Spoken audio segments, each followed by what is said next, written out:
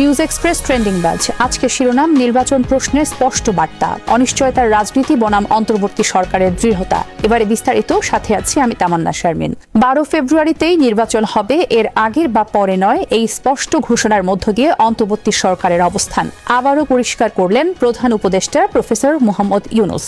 Donald Trump প্রশাসনে দায়িত্ব পালনকারী যুক্তরাষ্ট্রের দুই সাবেক জ্যেষ্ঠ কূটনীতিক আলবার্ট গোম্বিস ও মর্স ট্যান গত মঙ্গলবার সন্ধ্যায় রাষ্ট্রীয় অতিথি ভবন যমুনায় প্রধান উপদেষ্টার সঙ্গে সৌজন্য সাক্ষাৎ করলে তিনি একথা বলেন। মার্কিন কূটনীতিক আলবার্ট গোম্বিস ও মর্স ট্যানের সঙ্গে বৈঠকে তার এই বক্তব্য শুধু একটি সময়সূচি পুনর্ব্যক্ত করা নয়, বরং নির্বাচন ঘিরে চলমান অনিশ্চয়তা ও গুজবের রাজনীতির বিরুদ্ধে একটি কৌশলগত বার্তা।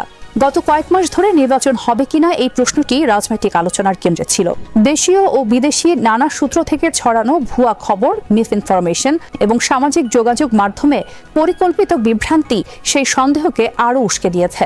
এই প্রেক্ষাপটে নির্দিষ্ট তারিখ ধরে নির্বাচন আয়োজনের ঘোষণা রাজনৈতিকভাবে তাৎপর্যপূর্ণ। এটি অন্তর্বর্তী সরকারের বৈধতা ও নিরপেক্ষতা নিয়ে যে প্রশ্ন তোলা হচ্ছিল তার সরাসরি জবাব। বৈঠকে যুক্তরাষ্ট্রের সাবেক আন্ডার সেক্রেটারি আলবার্ট গোম্বিস ভুয়া খবরকে বৈশ্বিক গণতন্ত্রের বড় শত্রু হিসেবে চিহ্নিত করেছেন। এটি গুরুত্বপূর্ণ, কারণ বাংলাদেশের নির্বাচন পরিস্থিতি শুধু আভ্যন্তরীণ নয়, আন্তর্জাতিক পর্যবেক্ষণের মধ্যেও রয়েছে। একই সঙ্গে সাবেক রাষ্ট্রদূত মর্স ট্যানের উপস্থিতি এই ইঙ্গিত দেয় যে যুক্তরাষ্ট্র নির্বাচনকে নিবিড়ভাবে পর্যবেক্ষণ করছে। জুলাই গণ অভ্যুত্থান, তরুণদের রাজনৈতিক উত্থান এবং জুলাই সনদ ঘিরে গণভোট, এই তিনটি বিষয় নির্বাচনকে সাধারণ একটি ক্ষমতা হস্তান্তরের প্রক্রিয়ার বাইরে নিয়ে গেছে। অন্তর্বর্তী সরকার গণভোটে হ্যাঁ ভোটের পক্ষে অবস্থান নেওয়ায় তাদের নিরপেক্ষতা নিয়ে প্রশ্ন উঠতে পারে। তবে ইউনূসের বক্তব্য অনুযায়ী প্রশাসনিক নিরপেক্ষতা বজায় থাকবে।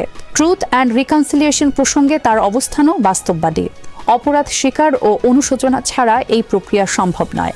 এই বক্তব্য মূলত জুলাইয়ের সহিংসতার দায় অস্বীকারী শক্তিগুলোর প্রতি একটি রাজনৈতিক চ্যালেঞ্জ।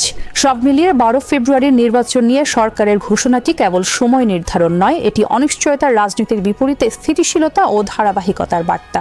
এখন দেখার বিষয়, এই প্রতিশ্রুতি বাস্তবায়নে প্রশাসন ও রাজনৈতিক দলগুলো কতটা দায়িত্বশীল ভূমিকা রাখতে পারে। আজ এ পর্যন্তই।